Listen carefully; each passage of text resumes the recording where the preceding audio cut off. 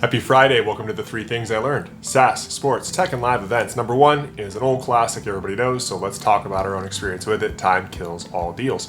We learned this week that SeatGeek and Red Ball called off their $1.35 billion SPAC deal.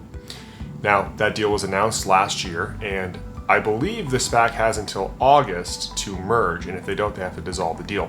Now, back in 2017, we had a company try to acquire us. It was a deal we wanted to do, at least we thought at the time, and we spent 3.5 months in diligence. At that point, our board grew tired of waiting and at the slowness of the process, and also liked the progress that our company was making and our prospects in the future. So they voted to kill the deal, which I had to go do, which obviously didn't make me any new friends.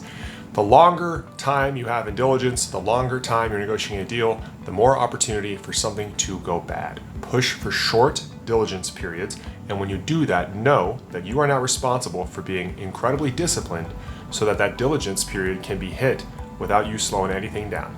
That's number 1. Number 2, superstars are forced in the booth. Their bodies give up and they can't play the game anymore. And when they do eventually go to the booth, they try to stay as close to the game as they can. Or they unretire over and over again, like Tom Brady, Favre, and on and on. What does this have to do with your business? When you're interviewing sales candidates, a very common answer is, I want to be a manager as soon as possible. And that's important for you to dig in on. Because if somebody is looking to get away from a number or to get away from the actual act of selling as soon as they can so that they can go be a manager and a leader, then you have a crappy sales candidate on your hands. The really great ones, they want to manage, they want to lead, but they still want to sell. They want to stay as close to the game as they can.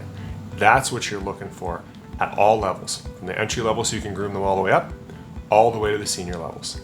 That's number 2.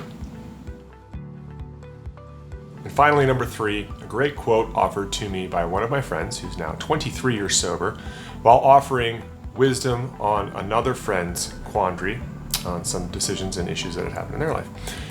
It's difficult to face the music once you've already played the tune. This happens in your business. We're going to make mistakes. Our business makes mistakes regularly. We've had a few pretty big ones a few years ago that we had to deal with.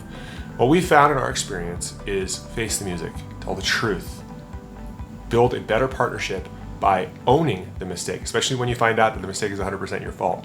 And believe it or not, it actually can strengthen your relationships with your partners and customers. That's it for this week on the 3 Things. We hope we see everybody next week.